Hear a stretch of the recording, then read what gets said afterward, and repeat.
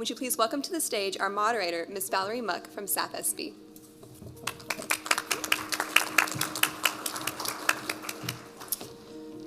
Good afternoon. I've been in my position for 2 years, and this is the first time I've moderated a panel, so this is kind of fun.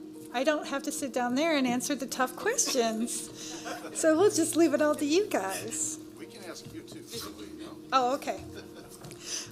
So I've got some prepared questions, but please, if you have some questions, put your hand up. I think there's a microphone running around out there.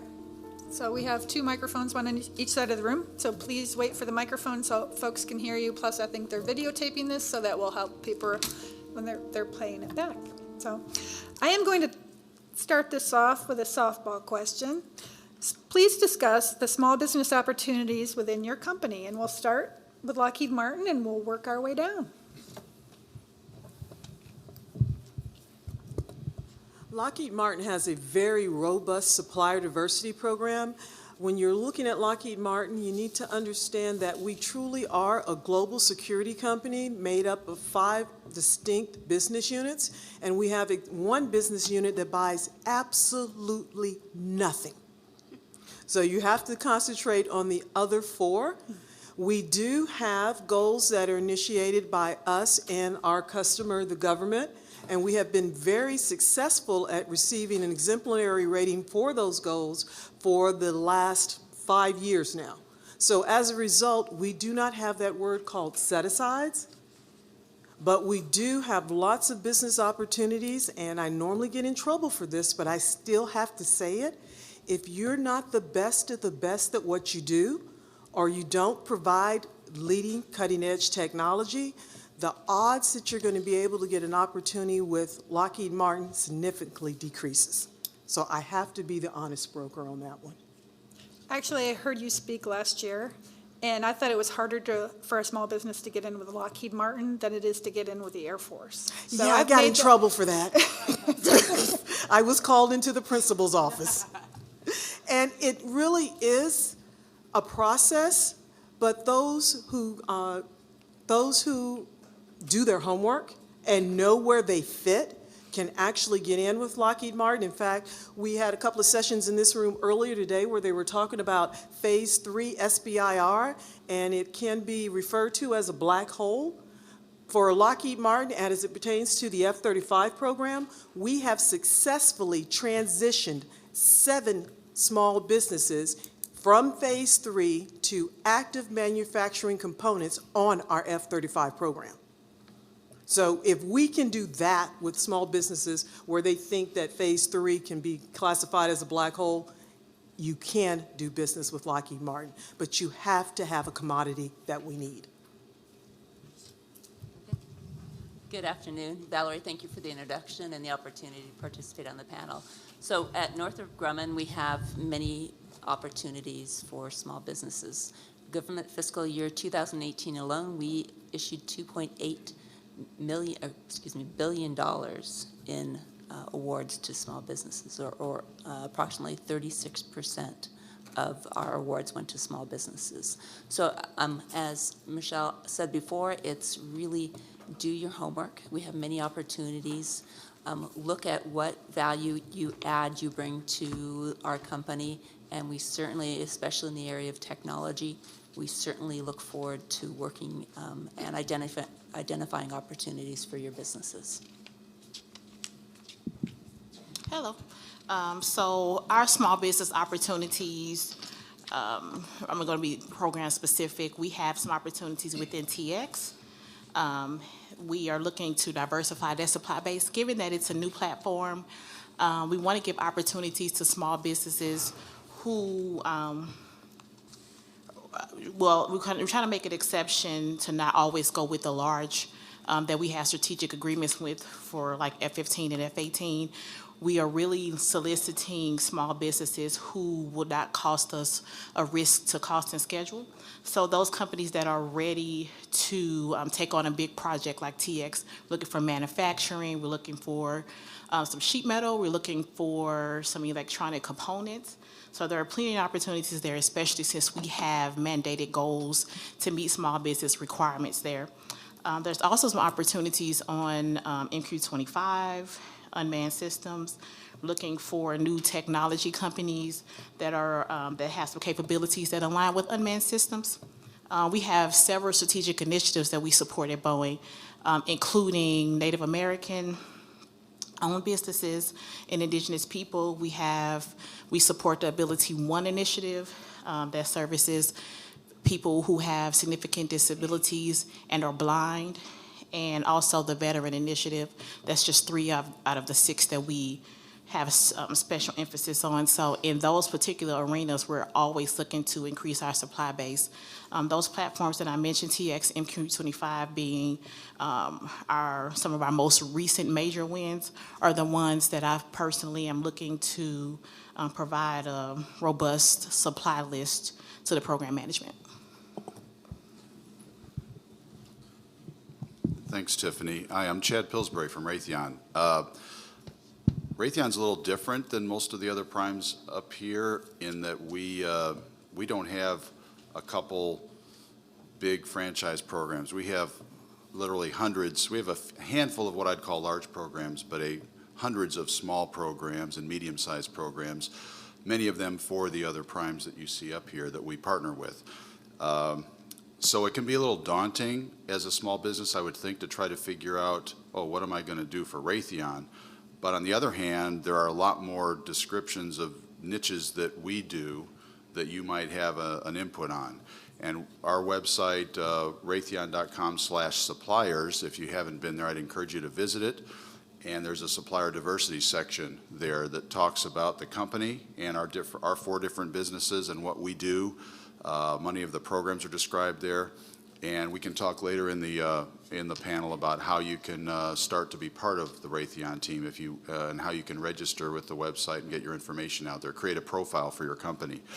But I'm also a little different. I'm not within. I don't work within our supply chain organization at Raytheon. I'm a product line director, so I'm responsible for profit and loss for our military navigation programs at Raytheon. And as a program manager, program director, I have a vested interest in having the best supplier base that I can and bringing in lots of new skills to the team and innovation. The last session was so exciting to me and probably to most of you to see that enthusiasm on the part of the government to try to help industry do things. And that's just that's great for me to see. And we are using the innovative contracting methods that were discussed, OTAs, and our biggest problem is trying to find out everything that's going on out there. Even as a prime, there are announcements going out there in OTA solicitations, white paper solicitations that we're not hearing about. So it's hard for us as well as for you. But there's a lot of opportunity out there, and those innovative contracting methods, we're embracing them, we're using them, and I think it's exciting times to be in this business. Hi, I'm Bethany Clever from GE Aviation. We are in a major growth pattern at this point on the commercial and military side. We use the same supply base for military and commercial. Our primary path for coming in, we have a website doing business with GE, so you can go register to become a supplier, and then our sourcing team will evaluate your capabilities. But we're looking for forgers, rings, brackets, any kind of machinings and fabs, airfoils, pretty much. I'm focused on the engine side. I also do work with the GE Grand Rapids site up in Grand Rapids. They do avionics and power. And I know that they're also adding to their supply base. So there's a lot of opportunity. We've recently won the ITEP program. So that means we're having changes of work in our facilities where we're moving older engine programs out of our facilities to put the new engines in. So there's a lot of work that's coming. So we're dramatically increasing our supply base at this point. Thank you. So how many of you were in the previous session with David Chahady and the DIUX folks? Okay, great. So we have some crossover. So Chad mentioned that. For those who weren't in it, it was delivering innovative small business solutions. So are there things that you're doing within your company specific to the SBIR programs that you can talk about and give them some examples of how they might get in through that doorway? We'll start with Patricia, since we'll kind of rotate around, so. Okay, very good. So we do have opportunities, but we, just as was mentioned before, it starts with identifying what your profile is, going on our webpage, and then we look for your capabilities that would fit for that specific program. Tiffany, do you have anything that you guys do in that area? Sure.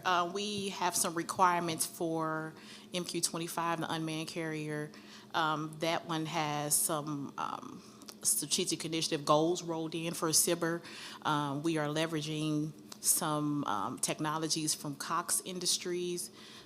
We also have a couple other small businesses identified that we're going to partner with.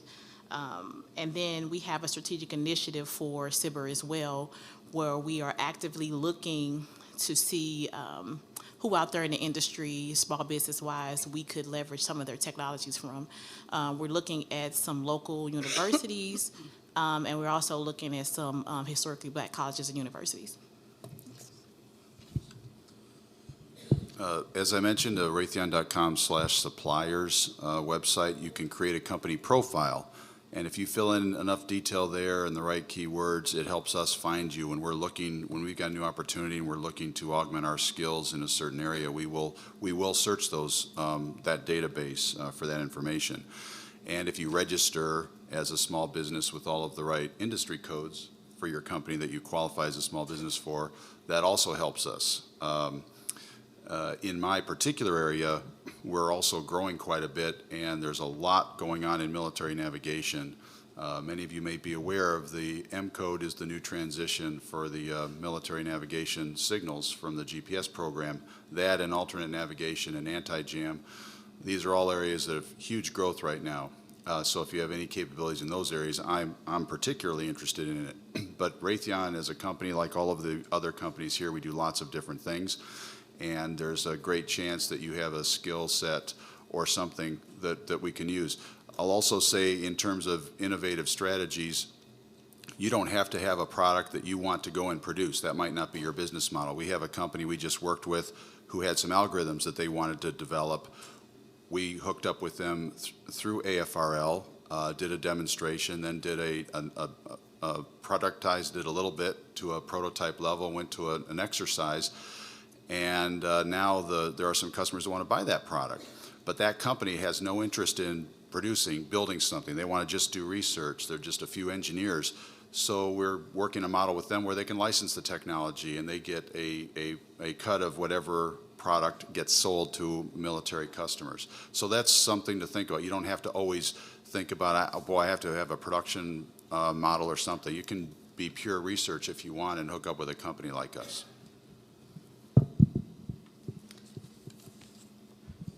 So we do, we have a research branch, we have engines, there's proposals coming out for engines that are 10, 20 years out. So we're already doing research on the next best engine that's ever going to be made 10 to 20 years from now. So our advanced technology team is always on the lookout for engine-specific combustors, thrusters, weight reduction, noise reduction, anything that's going to help our fuel consumption is generally things that help the engine industry.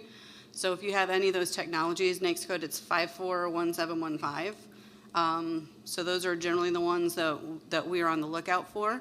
I do plan to work with the SBIR office to do a better job at communicating in our proposals what technology is already out there in the SBIR program.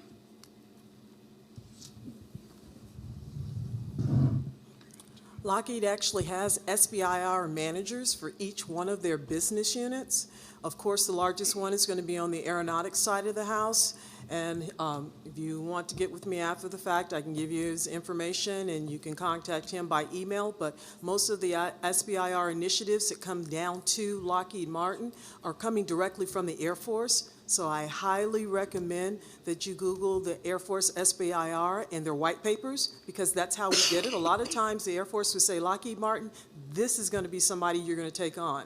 The last person that we had to do that, they are actually in manufacturing right now by the name of Aegisound.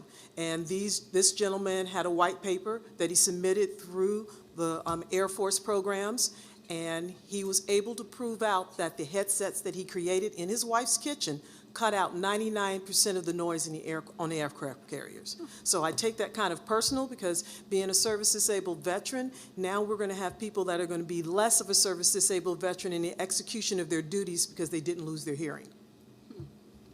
Very good. So any questions from the audience at this point? Don't be shy. Oh, go ahead, Luke. Microphone, thank you.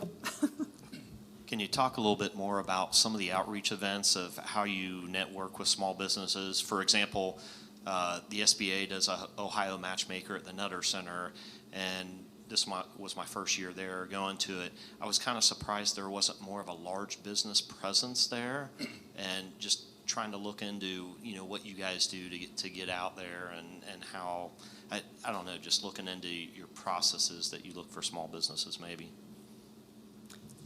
Can we start with Tiffany, maybe? Thank you. We leverage a lot of our events from, I'm out of St. Louis, and we have a St. Louis Small Business Professional Network group that's made up of several of the local companies. And we sit down and we talk about, okay, what's going on in the industry and what are we going to do? From a Boeing perspective, we attend the local PTAC meetings, the Procurement Technical Assistance Center meetings. I was just recently in Montana. For that one, we were invited out by Senator Daines to take a look at the companies out there. And there are some companies in those mountains that build some pretty unique stuff. So we're trying to expand from looking around the corner and looking all across the U.S. and to invite in some foreign concerns. We also host an annual small business conference in our Seattle site, and that particular event is very special. It's only it's invitation only to small and diverse businesses who either are our gold-rated suppliers or who are potential suppliers for our major programs. And that's a huge event where we talk about our upcoming programs. We give them an idea of what's on our radar. We also support disability initiative programs. So disability in, inclusion being one, formerly as it was USBLN, and also the ability one that I mentioned before. We attend the social enterprise meetings. That includes LGBTQ+. It includes what's the other social enterprise?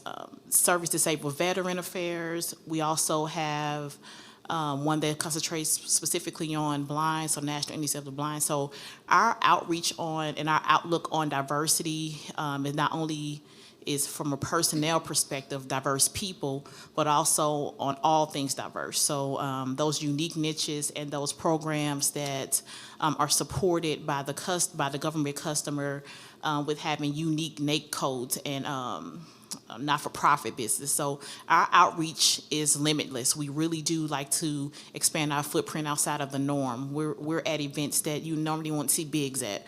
We're at the local mom and pop shop grand openings. We are on tour factories.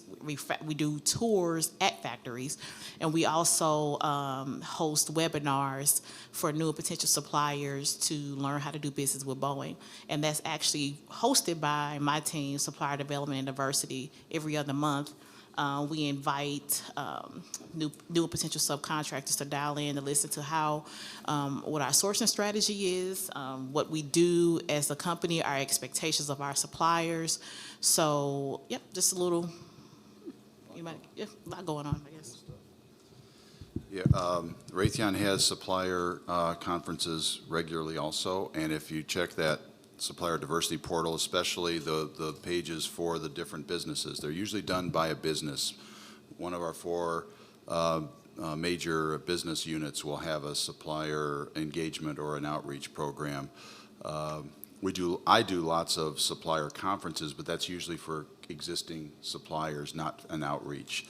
But that's where we would hopefully announce most of those things, is on the website. Check those and see where they're happening. So I'm a whole lot more focused. I'm focused on manufacturing only, so I have less success at SDB events, because those people run the gamut. So I'm not gonna get a small business loan. I'm not gonna interested in real estate in Georgia. There's a lot that I'm not interested in. I am in manufacturing. So the better events have been ones where they're tailored at manufacturing specific, because I don't want to spend 4 days at a conference and meet real estate people. I want to spend 2 days at a conference and meet manufacturers that I can use. Predominantly 3364112, 3364113. So that's what I buy. So those have been the most useful events.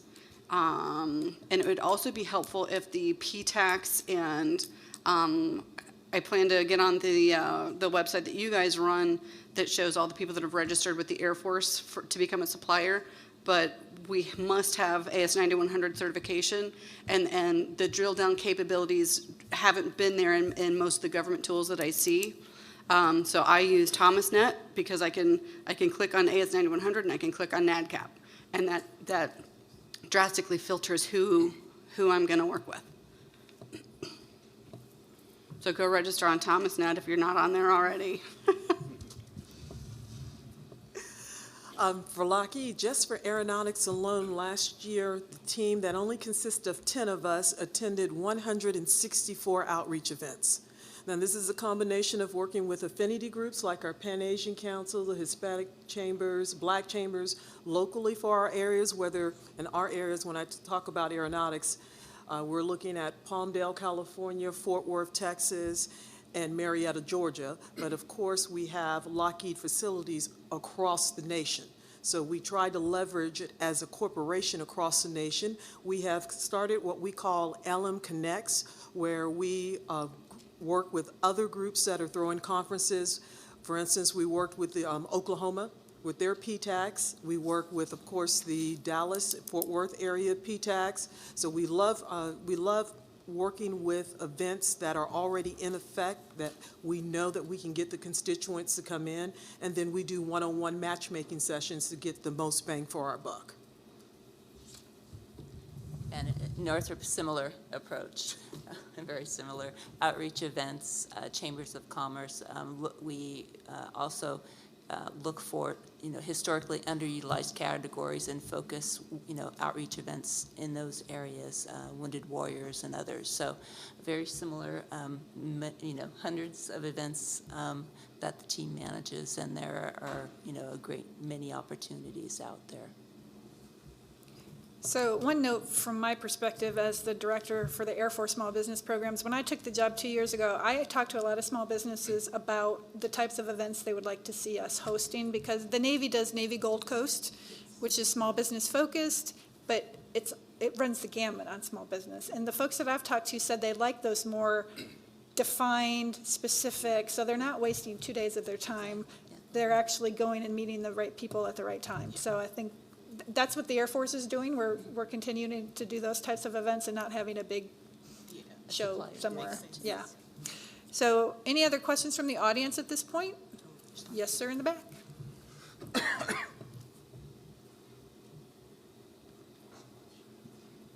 Hi, I'm Dr. A.J. Rowling. I've got a business that's got a 25,000 square foot AS ISO certified manufacturing company. Service disabled, veteran-owned small business, and I've got 20 PhD research engineers and scientists that I'll talk to you later about. But for the manufacturing, the reason I wanted to ask a question is I do a lot of work for GE. I make over 800 different kinds of parts for GE, which is wonderful. I've actually gone on to every one of the other websites and registered, and you don't know what you don't know what's happened from that point. It'd be nice to make a personal connection. I think that really helps out from a small business perspective, to be able to know on the other end, hey, did you get the information? Did you have any questions? So is there a way to kind of close that loop on a personal basis to make sure you're getting the information that we submit online? Thank you. Give us your business card. After this. Bowen's response to, were you done? I'm sorry. Oh, no, I said then keywords too. Okay, probably I'm sorry. Just identifying the right keywords, when you fill out the forms, right? Exactly. Yeah. Boeing's response to meeting suppliers at events like this or any outreach event, we have a webinar that I mentioned before, Doing Business with Boeing, that's hosted by my team. And it's our exact response because we heard a lot of feedback about falling into the black hole once you register. So if we meet you, someone from Supplier Development and Diversity, we take your card and we invite you to the webinars. They're hosted every other month. And it gives you an idea of our sourcing strategy, our business units, our expectations of our suppliers. So we try to answer all of those upfront questions. It tells you about our certifications, and then it'll help you to see where you best align within the company. I speak on an enterprise perspective.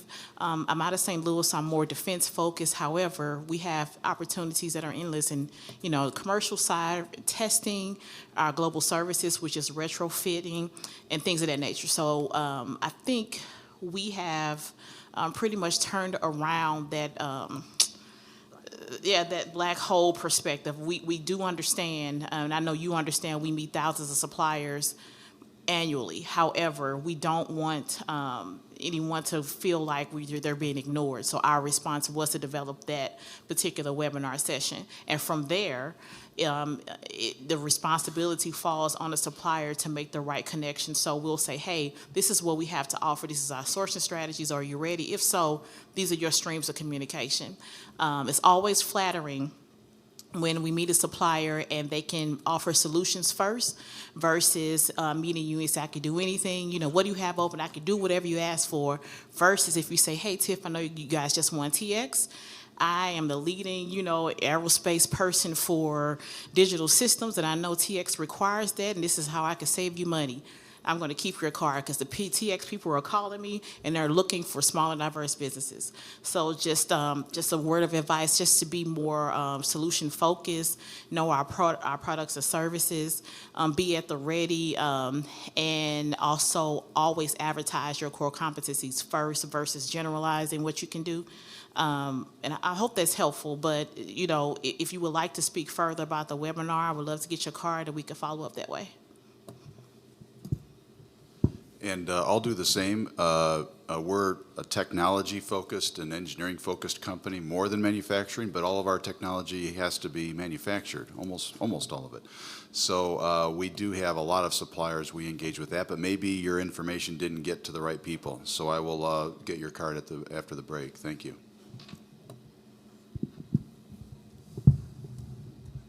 We love manufacturing companies. I love service-disabled veteran-owned businesses. We're kind of like dating. We need to know who you dated first before you get to us. No, really. It's like my mom used to always tell me, no one wants to date someone no one else wants. So if you've done work with GE, we really want to know that you've done work with GE. If you've done it with Boeing, work with Boeing, we want to know you've done work with Boeing. Highly recommend you get your card to me because that's where I've been the most successful in Lockheed Martin Aeronautics, is on the manufacturing front, because that's my background. Write down some of these quotes from Marshall. Well, they're being taped right now, so you don't have to write them down. You just have to play the feedback. Any other questions in the audience at the moment? Okay, I have a canned question related to cybersecurity. So, big issue, we have the flow-down provisions in the DFARS clause. What are your companies doing to help make your suppliers in the small business realm cyber secure? Believe it or not, before the flow-down was required, Lockheed Martin, when we brought on new suppliers, whether they were large or small, required them to take a cybersecurity questionnaire. And at the end of the questionnaire, you were rated red, yellow, or green. Now, please don't be upset if you're rated red as a small business. I got large businesses that are rated red. So what we try to do is, let's work you to the next level. If you're red, let's see what we can do, because we want you, or we wouldn't have had you to sign up and we wouldn't have had you to take the questionnaire to get you to the next level. Now, if we realize that it's impossible, there might be some issues. If it's not, it should not be impossible to get you up to that next level. And I can't tell you what that's going to be, because I don't know what it was that got you to that red level. But we have already started way before the government mandated. It says, okay, we know there's cybersecurity issues. We're going to try to mitigate them. just alone for the 6 companies I brought in the last 5 years, 4 of them have gotten hit. And the reason why I knew 4 of them have gotten hit, because I got the call that says, Michelle, I've gotten hit, I need your cybersecurity guys. So they know that we're only as strong as our weakest link, and we don't consider you a weak link, and that's why we come on board making you as strong as we can as a supplier. So Northrop actually has contracts right now from the Air Force to provide training, cybersecurity training to small businesses. We've have contracts to hold the training at 40 different locations across the United States. We've held 25 so far. We have 15 that still remain, and we've trained over 2,700 employees of small businesses. So if you have an interest in a very comprehensive small business training, please give me your card, put down their cyber on it, hand it to me, and I will make sure that you get invited to one of the upcoming trainings. So, yeah, a very, it's a very successful program that's been sponsored by the Air Force. Right, we did that through the Mentor Protege Yes. program, and we post that on our social media outlooks and also on our website. So if you go out there, you can find a location near you that's holding the Yeah, training. 15 left to go, so, yeah, this year. And then potentially an option year, right? Yes, absolutely, yes, yes. Just going to ditto what they said, just more of the flow down, making sure that our subs understand the cybersecurity concerns and be ready to offer a remedy for those who are financially struggling to make sure that they are ready and that they can upgrade to the level that's required. That's the, one of the primary complaints that we've heard. It's just difficult. It's financially draining for some of the smaller of the small businesses. But just more of what they said, just making sure that they're prepared and ready. But I did take a note for the MP, the Running Protege program. I didn't know that was an option for it, so that'd be a good take back to the team. And I think actually, by contract, at least 25% of the attendees have to be non-Northrop Grumman suppliers. Okay. So Yes. we're inviting everybody Yes, in, absolutely. right? Yeah. And it's a very comprehensive, we've had Yep. program, very good feedback. So. Just curious, is it funded again, the MP? Well, Mentor Protege in and of itself did not get reauthorization in 2019 NDAA, but it is in the language for 2020. Okay. And it will no longer be a pilot, it will be a permanent program. Awesome. So as long as it makes it through conference and stuff as is, we made a huge effort this year in making sure that got reauthorized, so. Good, thank you. Raytheon's CEO, Dr. Tom Kennedy, has made cyber one of our focus areas over the last several years, and resulted in the acquisition of ForcePoint and made it one of our major business units. So it's a must-do for all of our companies. It's when you go through those checklists and those questionnaires that were brought up earlier, it depends. Pay attention to what type of information you're handling and what type of information you're creating. And it's something we all have to do. It's really a cost of doing business in this era and this realm. And commercial and military have to pay attention to it. Like Boeing is both sides of the company, and GE as well. We're more military focused, but it's important for lots of reasons in all parts of your company. So Raytheon does support those programs as well in terms of helping suppliers meet those requirements. We have a rigorous requirements flow-through process that we use, and if we have requirements on our contract and you're going to work for us, we would flow those same requirements to you. Same thing would come on a SBIRS contract. We might be a supplier to you. We might, on a SBIRS program, we do that as well, and you would have to flow those same requirements to us. So GE does the onboarding survey as well, and then we have IT teams that will continue working with the supplier until you get to resolution. The new things that we're doing is we're trying to categorize all of our businesses based on the information type. So if you're going to have prints and secure data, that's one thing. If you're going to do design and development, that's another category, and personal information is another category. So we're trying to figure out how we track which business is which, and if you have only been a make person and now you're going to be development, what additional requirements are we going to need.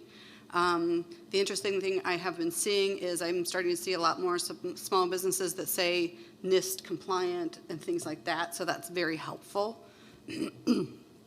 We also have supplier summits, so for existing suppliers where people are trying to work out what other people in industry are doing. A lot of the small businesses that we have go through third parties, so GE is trying to help with the third parties because the smalls may not even understand what this is all about, so they've contracted someone else to do it. So we're trying to help work with the third party people to make sure that everyone's covered.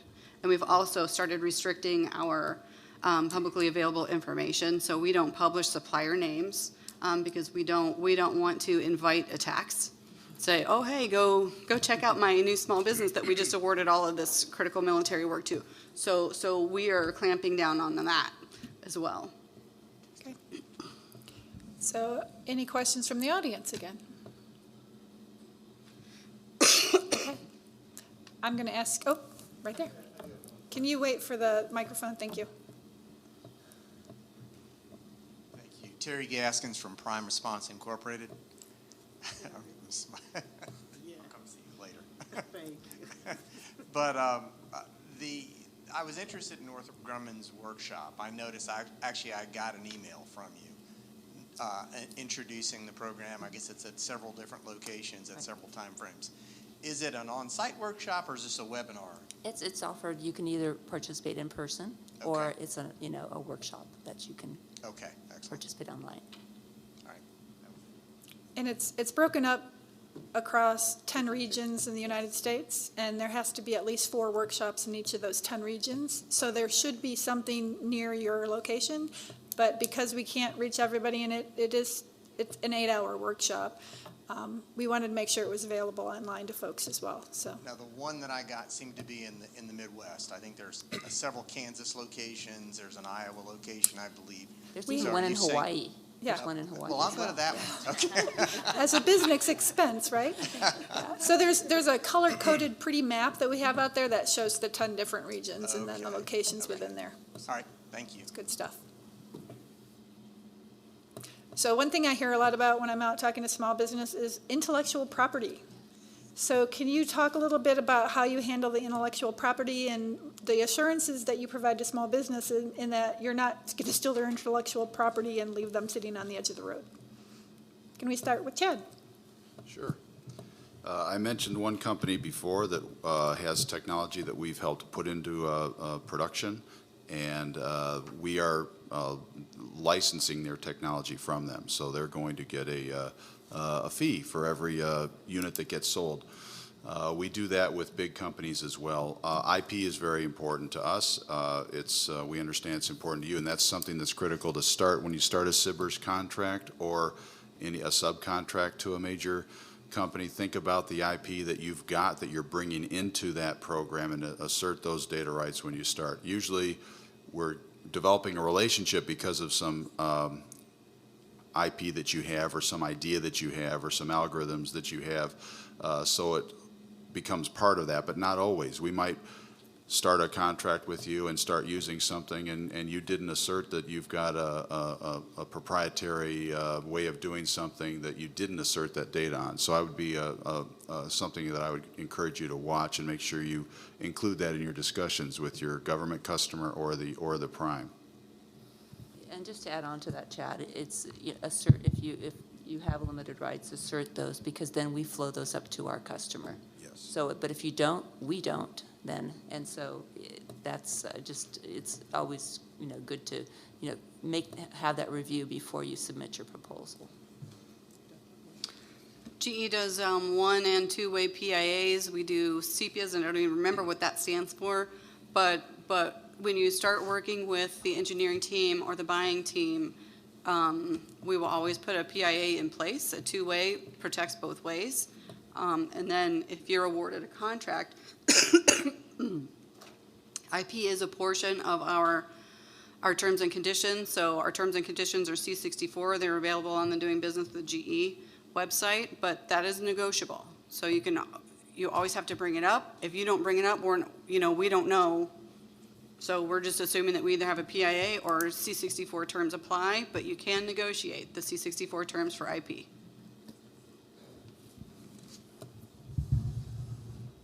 We're going to always go on the premise that there is intellectual property involved. Something as simple as me going out to visit a small business yesterday.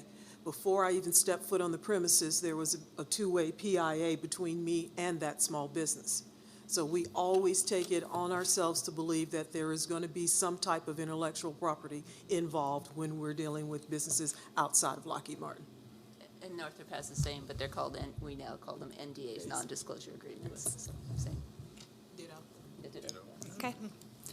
Anybody out there have any questions? Okay, I still have a list here. I'm good. So what I did is I reached out to my directors across the four corners of the United States and asked them if they had any specific questions. So a lot of these questions are coming from the directors that meet with small businesses every day. So I know we have at least one service-disabled veteran-owned small business out there. I'm sure we have other socioeconomic areas that are represented here. So how do your companies handle the socioeconomic areas, and do you have challenges meeting in any of your goals, and what do you do to overcome those challenges? We're all shaking our heads. Look, Yes. prepare the coffee.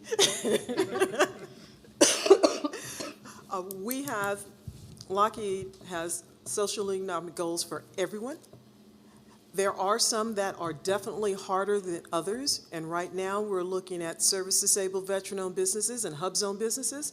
I don't know if everyone realized after we went through that 2010 census, the fallout from that was about, for Lockheed Martin, we lost about 9,000 small businesses who had hub-zone certifications. And we're in 2019, and we still haven't recovered from that loss. A lot of those small businesses had the opportunity within a given time frame from the SBA to challenge that the census, and others had opportunities to redistrict with no negative fallback from the SBA.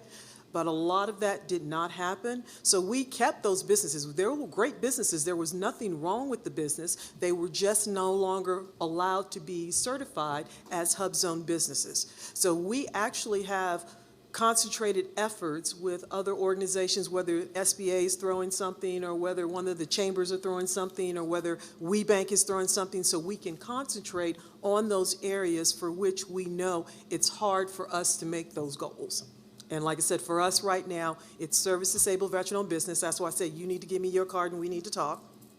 And hub zone businesses. So on the hub zone, one thing I'd like to add is we've had some successful challenges. Some of our suppliers have challenged it, the designation, the certification, and then it's found in their favor. So they've been, it takes some time, but then they have that certification again. So if that is the situation you're in, please look at challenging that, or even we have suppliers who are not aware that they fit one of the, the underutilized categories. And for us, it's the same areas: it's service-disabled, veteran-owned small businesses. Hub zone is another area. So, so please, look to make sure, and if you fit, it's even better if you fit in multiple categories. It's Triple threat. Exactly. We call it the trifecta, right? It's yes. Any other comments from the panel? We're struggling on disadvantaged. We do a lot of work with minority-owned businesses. We actually added a business class category to track, just so that I could show my good faith effort. We have a lot of minority-owned businesses that no longer qualify as disadvantaged because of the wealth threshold.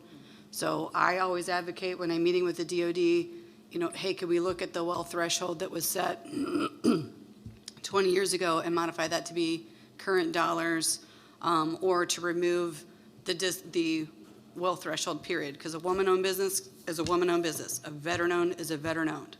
A disadvantage has to be minority and economically disadvantaged. So I think that that's unfair to minority-owned businesses, because women-owned businesses have a separate category for economically disadvantaged, but they're not disadvantaged businesses. So I think that there's some legislation that I think needs to happen in regards to disadvantaged businesses. So do you folks go up and talk to folks on the Hill about things like that? Do you have an advocacy specific to small business? Absolutely. Yeah, so we're CSP, so we regularly meet with the DoD Office of Small Business Programs and the DCMA Comprehensive Plan Leadership. So I also mentioned it to our Washington group, but the DoD Office of Small Business Programs and the SBA are primarily people that I approach for those. The bulk of our defense team in St. Louis, the executive, relocated to the Hill. So we can have, as my senior manager says, butts in seats. Right? Yeah, so we. Butts in seats in your face, Butts in right? seats. Yeah, so when it comes to small business concerns, butts in seats from Boeing. Okay. Yeah, we're right up front advocating for zoning and, things of that nature. Same, so we share the same sentiments. So a couple weeks ago, I met with the HASC, the HASC PSM professional staff members, and then next week I'm meeting with the small business committees on the House and the Senate side. So we go up from the Air Force side as well and go advocate for small business on the Hill. Ooh, so put a little push in for my SDB. Shameless plug. Gotcha. Okay, and it's small business committee next week, so that's in their job jar. Okay, any other questions before I ask the last question of the afternoon? I have a question.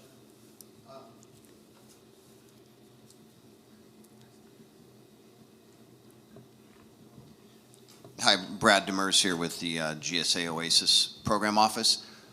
And I'm just curious, I know Valerie talked about the reauthorization of the new DoD Mentor Protege Program, but there's the All Small Business Mentor Protege Program, through SBA right now.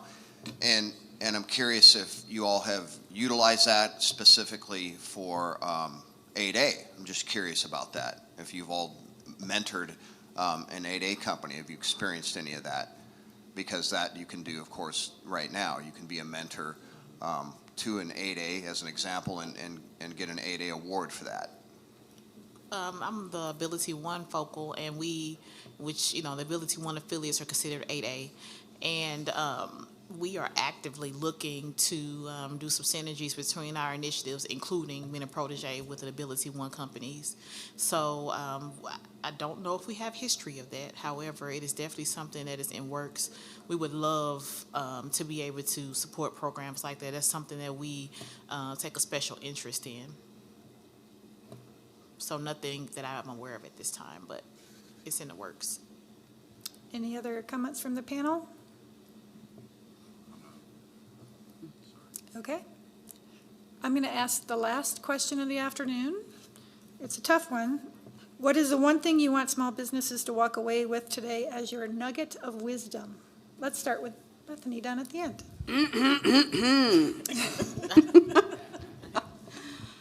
So when I'm doing a search, I'm going to go to a ThomasNet, I'm going to do Google or whatnot. It drives me nuts when I'm doing my research because I'm going to research the web first. So tell me that you're a small business. Don't make me go to the sam.gov to see what business class you are. So tell me what that is. Tell me what kind of parts.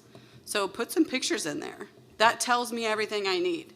Because if I know that my machinings and fabs needs new suppliers, and I know the type of hardware or the relative size, that helps me process the information, tell me the materials you can work with. A lot of people who are AS9100 certified, like I may not be able to use somebody from Lockheed Martin because we're engines. It's going to be 2,000 or 3,000 degrees in there. So I can't use the aluminum that they're using. So like I get excited when I see AS9100, which I should see. Don't just show me ISO and then make me go search in your quality section for AS9100. But if I know that you're working in Inconel, titanium, Waspaloy, Hastelloy, that means you're a candidate for engines. So when I'm looking for suppliers, if you're already doing business with Pratt & Whitney or Rolls-Royce, hey, you might be somebody for me too. So the more information that you can communicate with me, if there's not a picture or there's not enough information to go on, I'm going to move on to the next supplier because I've got thousands of people coming at me. So I'm doing a quick filter to see if you're a match for me. Chad? I would say these are very exciting and interesting times, and we're all lucky to be part of it. Help us help the warfighters, I would say, and in some ways be patient with the big companies if you're working with us. We don't always move as fast as you want us to, but we're getting better at it. Most of us are in this business because we believe what we do matters, and it's a higher calling, and the products we build save lives, and that means a lot to most of us in this business, and it's inspiring to a lot of other people. So the difficulty and sometimes it takes several tries. Believe me, it's worth it if you build a product that helps bring warfighters home safe or helps them execute their missions. So thanks for that, and I just would leave that with you. As Chad said, it's, understanding it's a marathon versus a sprint. And also, I offered my nugget earlier by saying know what our products are and align your capabilities with what you know of those products. Of course, not everything is going to be public information, but know just as much as you can about our products and services before you approach someone in our offices, not because we don't think you can provide the product or service, but we just feel like it's best if we know exactly where we can place you.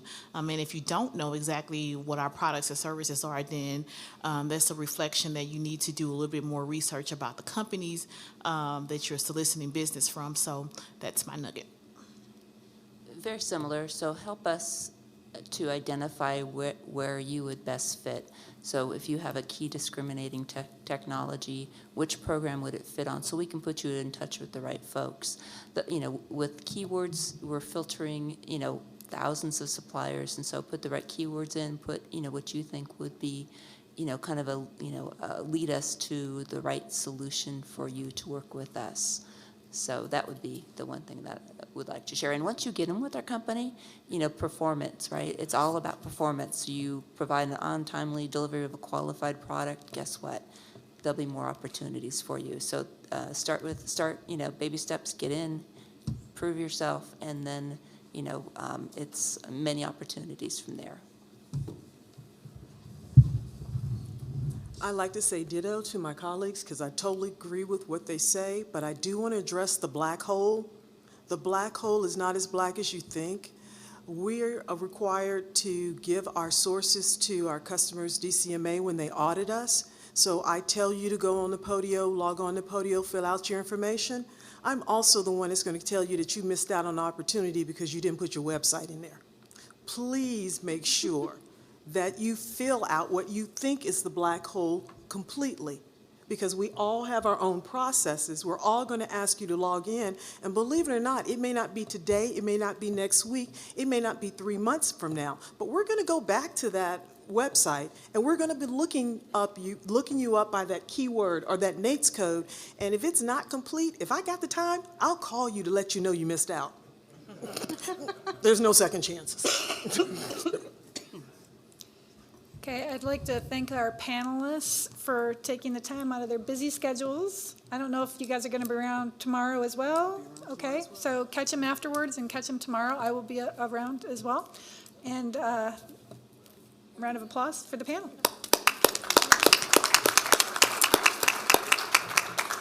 Thank you. That concludes this afternoon's events, I think.